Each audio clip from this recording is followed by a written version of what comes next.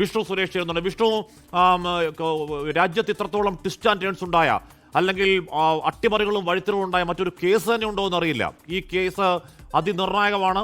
അഭിഭാഷകൻ ഏതർത്ഥത്തിൽ പറഞ്ഞതാണെങ്കിലും ഇന്നത്തെ വിധി അതൊരു ചരിത്ര വിധിയാണെന്ന കാര്യത്തിൽ തർക്കം വേണ്ട. വിഷ്ണു,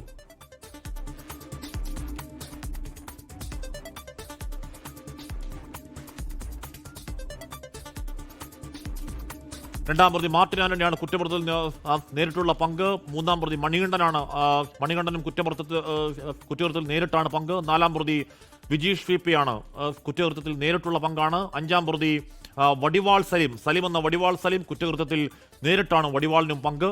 ആറാം പ്രതി പ്രദീപാണ് കുറ്റകൃത്യത്തിൽ നേരിട്ടാണ് പങ്ക്. 1 മുതൽ 6 വരെയുള്ള പ്രതികൾ ഈ കുറ്റകൃത്യത്തിൽ നേരിട്ട് പങ്കുള്ളവരാണ്. ബാക്കിയുള്ളത് 7-ാം പ്രതി ചാർലി തോമസ് പ്രതികളെ ഒളിവിൽ പോകാൻ സഹായിച്ചു എന്നുള്ളതാണ് 7-ാം പ്രതിയുടെ കുറ്റം. 8-ാം പ്രതി സാക്ഷാൽ ദിലീപ് ഗോപാലകൃഷ്ണൻ ഗൂഢാലോചന എന്ന് പറഞ്ഞാൽ ഇതിന്റെ master mind, master brain, master conspirator എന്ന് പോലീസും പ്രോസിക്യൂഷനും പറഞ്ഞ 8-ാം പ്രതി ദിലീപാണ്. ദിലീപ് അടക്കമുള്ള പ്രതികളുടെ കുറ്റം പ്രൂവ് ചെയ്യപ്പെടുന്നു എന്നുള്ളതാണ് ഇന്നത്തെ കോടതിയുടെ ആകാംക്ഷ. വിഷ്ണു സുരേഷ് വിവരങ്ങളുമായി ചേർന്നു കോടതിയിൽ നിന്ന്. വിഷ്ണു, 11 മണിക്ക് കോടതി നടപടികൾ തുടങ്ങുകയല്ലേ? ആദ്യഘട്ടത്തിൽ പ്രതീക്ഷിക്കുന്നത് എന്താണ്? വിധി പ്രസ്താവം വായിച്ചു തുടങ്ങലാണോ വിഷ്ണു?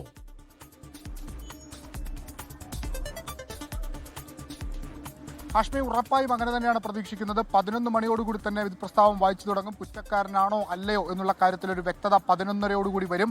അതിനുശേഷമായിരിക്കും വിധിയിലൊരു വാദമുണ്ടാകുക. ഏതെല്ലാം വകുപ്പുകൾ നിലനിൽക്കും ഇല്ല എന്ന് പ്രോസിക്യൂഷനും, ഈ വകുപ്പുകൾ നിലനിൽക്കുമെന്ന് പ്രോസിക്യൂഷനും നിലനിൽക്കില്ല എന്ന് പ്രതിഭാഗത്തിനുമൊക്കെ വാദിക്കാനുണ്ടാകുന്ന സാഹചര്യം അപ്പോഴായിരിക്കും. ഇതിലൊരു കൃത്യമായ ഒരു പിക്ചർ ലഭിക്കുമ്പോൾ ഒരു 11:30 കൃത്യമായ പിക്ചർ ലഭിക്കും. ഇപ്പോൾ ഇതിനോടകം തന്നെ ഈ വിധി പറയേണ്ട ജഡ്ജി ഹണിയം വർഗീസ് എത്തിയിട്ടുണ്ട്. അല്പസമയത്തിനകം തന്നെ ഈ കേസിലെ പ്രോസിക്യൂട്ടർ വി അജകുമാർ എത്തും. പ്രതിഭാഗം അഭിഭാഷകർ ഓരോരുത്തരായി വന്നു തുടങ്ങിയിട്ടുണ്ട്. അതിനുശേഷം ദിലീപിന്റെ അഭിഭാഷകൻ രാമപിള്ള സാറ് നിലവിൽ വീട്ടിൽ ചികിത്സയിലാണ്. അദ്ദേഹത്തിന് വേണ്ടി അഡ്വക്കേറ്റ് ഫിലിപ്പ് ആയിരിക്കും എത്തുക എന്നാണ് മനസ്സിലാക്കുന്നത്. സമാനതകളില്ലാത്ത ഒരു നിയമ പോരാട്ടത്തിന് നമ്മൾ കണ്ടതാണ് കഴിഞ്ഞ 7.5 വർഷം. ആ 7.5 വർഷത്തിനൊടുവിൽ ഇപ്പോൾ ഈ കേസ് വിധി പറയാൻ പോകുമ്പോൾ ഇതിൽ പ്രോസിക്യൂഷന്റെ കണ്ടെത്തലുകളാണോ അതല്ലെങ്കിൽ പ്രതിഭാഗം പറയുന്നതാണോ ശരി എന്നറിയാൻ ഇനി നിമിഷങ്ങൾ മാത്രമാണ് ബാക്കി. 120B ആ വകുപ്പ് തന്നെയാണ് ഇതിൽ ഏറ്റവും പ്രധാനപ്പെട്ടത്. ഗൂഢാലോചന ആ വകുപ്പ് ഗൂഢാലോചന അത് സ്ഥിരീകരിച്ചു കഴിഞ്ഞാൽ, അത് കണ്ടെത്തി കഴിഞ്ഞാൽ ഉറപ്പായും ആ 10 പ്രതികളും ആ ജയിലിനകത്തേക്ക് പോകും. അതല്ല എങ്കിൽ വലിയ തിരിച്ചടി ലഭ്യമാകും.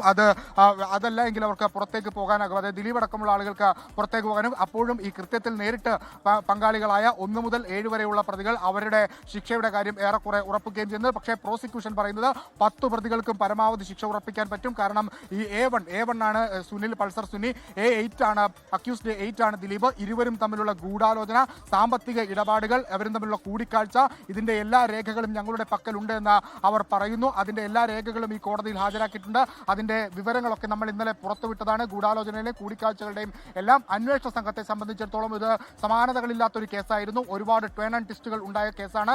ഒരുപക്ഷെ ഒരു സിനിമാ കഥയെ വെല്ലുന്ന രീതിയിലുള്ള ഒരു കേസായിരുന്നു. ബൈജു പൗലോസ് എന്ന ഉദ്യോഗസ്ഥന്റെ പേര് എടുത്തു പറയേണ്ടതാണ്. അദ്ദേഹത്തിന് പലതരത്തിലുള്ള സമ്മർദ്ദങ്ങൾ ഉണ്ടായി. ഒരു ഘട്ടത്തിൽ കേസ് നിലച്ചുപോയി എന്നൊക്കെ കരുതിയിരുന്നു. അങ്ങനെയാണ് ബാലചന്ദ്രകുമാറിന്റെ വരവ്. വീണ്ടും കേസ് സജീവമാകുന്നു.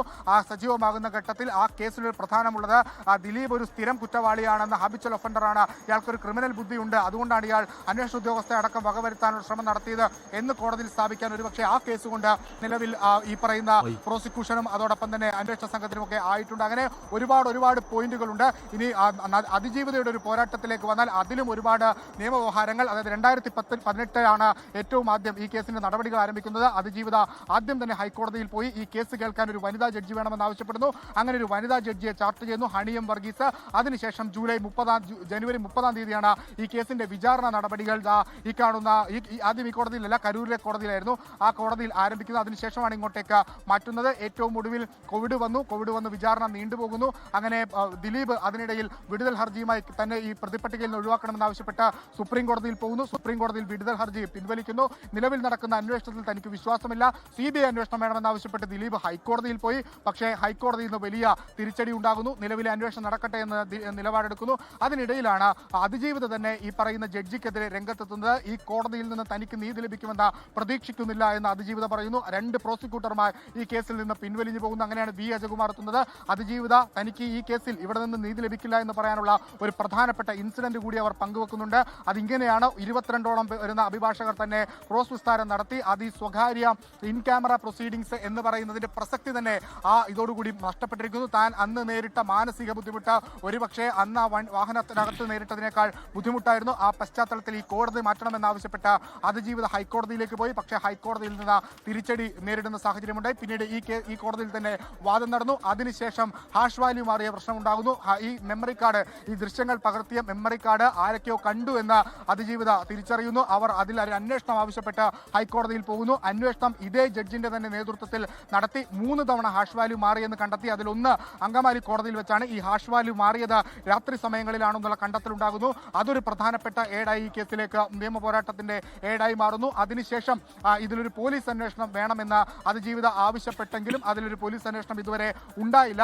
അതിന് പിന്നാലെയാണ് അതിജീവിത കത്തയക്കുന്നത്. കഴിഞ്ഞ 2024 ഡിസംബറിലാണ് രാഷ്ട്രപതിക്ക് കത്തയക്കുന്നത്. ഇതിലൊരു അന്വേഷണം നടത്തണം, എന്നെ സഹായിക്കണം എന്ന് പറഞ്ഞുകൊണ്ട് അതിജീവിത ഒരു കത്ത് അയക്കുന്നത്.